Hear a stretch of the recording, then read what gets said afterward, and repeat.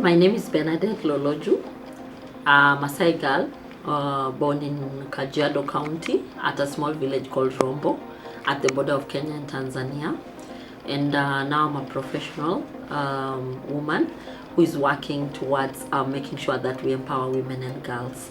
And so my area of focus is on female genital mutilation, bringing it to zero in Kenya, and also making sure that it is not happening in our region and in the world. I'm a survivor of FGM. I was cut before the age of 13, before I went to high school. When I was growing up in our village, it was very normal, and it was the fashion. Every girl wanted to go through it. And in my village, you used to go through FGM before going to high school.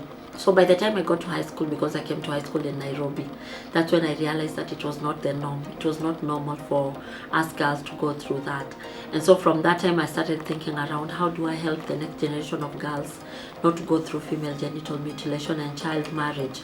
And when I was growing up, I got a chance to go to boarding school from a very early age. That's what saved me from child marriage, and that's what saved me from teenage pregnancies.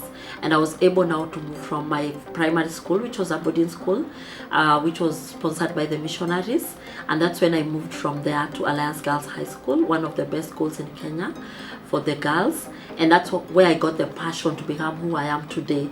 Today, as a woman who has been empowered through the education system in Kenya and being allowed to become the girl that I've always wanted to be, then I really want every girl and every woman in this country to get a chance to an education. And for me, education is the equalizer, and education for every girl is what will bring the change that we desire.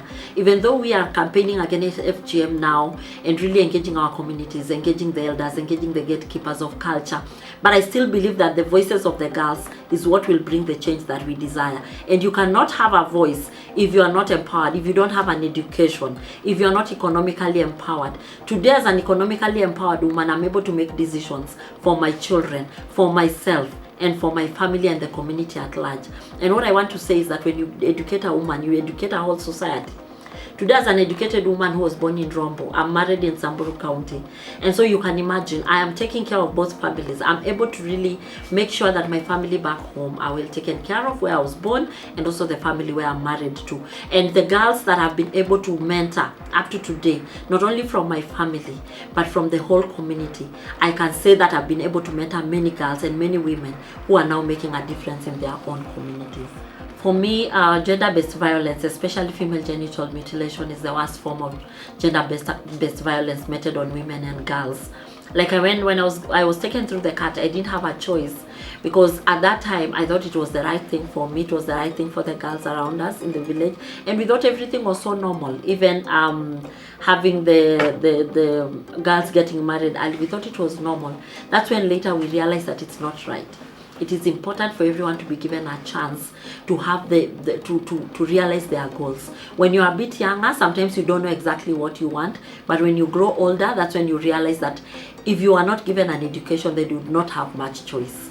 So the education for me, and it has always been the issue for me, we have to educate. We have to keep girls in school. I think we need to engage men. We need now to bring men into the conversation so that we can all work together. There is no empowerment of women without having men into the conversation, because the moment we move alone, then we'll be leaving the men behind.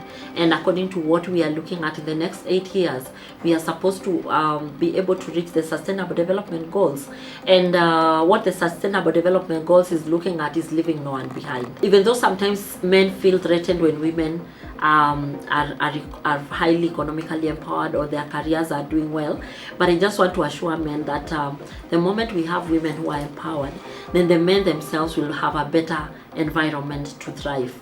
Yeah, and also have time for their children, instead of spending so many hours outside the family looking for the so-called bread. They can also be able to spend more time with the children, because what we are seeing is that when we don't have men in the households also giving direction, then we are losing it. We all have to work together. See, as we talk about women empowerment, we should also be talking about the boy-child empowerment. We should work together, and we should have men who are also coming in to mentor the boys. Every time people ask me, why are you only doing for the girls? And I ask men, so where are you? Why are you not also taking the lead in mentoring the boys? There is no safe space for women if there is no safe space for men. All of us have to walk this journey together.